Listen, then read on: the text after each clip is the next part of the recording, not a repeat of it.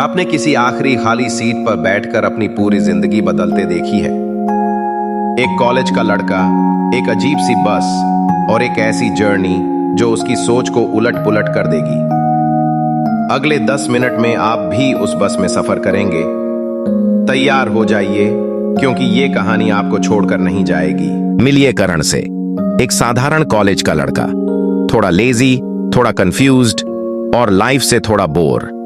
हर दिन लेट उठना, मेस का वही बेस्वाद नाश्ता और क्लास में बस अटेंडेंस के लिए भागना, यही उसकी रूटीन थी। न कोई एम, न कोई एक्साइटमेंट, बस जैसे टाइम पास हो रहा था। और उस दिन उसकी गोवा ट्रिप भी कैंसिल हो गई। दोस्त निकल चुके थे और करण अकेला रह गया था।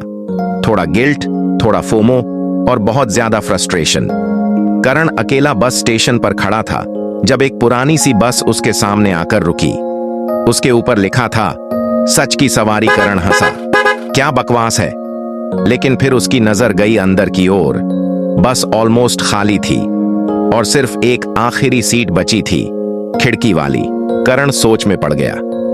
चलो बैठते हैं, वैसे भी करने को कुछ नहीं है।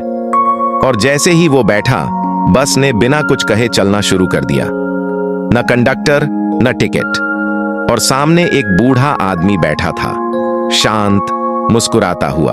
ये बस कहीं नहीं जाती बेटा, ये बस वहां ले जाती है जहां तुम सच में जाना चाहते हो। करण थोड़ा कंफ्यूज हुआ। मतलब? बूढ़ा आदमी कुछ नहीं बोला, बस खिड़की से बाहर देखने का इशारा किया। और जो करण ने देखा वो उसकी आंखें फाड़ने के लिए काफी था। वही पुराना घर, खिलौने और एक बच्चा, छोटा करण, हंसता हुआ खेल रहा था। एक सीन में उसका पिता उसे डांट रहा था, एक सीन में उसकी मां रो रही थी। और करण अब बस की खिड़की से देख रहा था, जैसे अपने ही अतीत की मूवी। अगले मोड़ पर करण ने देखा रघुवीर, उसका बेस्ट फ्रेंड, जिसने उसे गोवा ट्रिप पर नहीं बुलाया था। रघुवीर गिल्ट में था, अकेला, खाली आंखों वाला। और करण को याद आया, उस दिन रघुवीर ने उसे अवॉइड किया था, जेलसी के कारण। करण शॉक में था। मैंने तो उसे अपना भाई समझा था।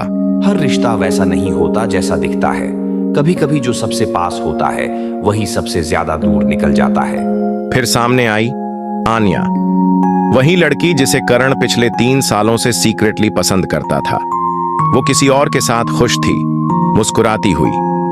करण ने कभी कुछ कहा ही नहीं था। और आज वो सिर्फ एक दर्शक था, जिसने कभी कहा नहीं वो पाना भी नहीं सीख पाया। करण की आंखें भर आईं।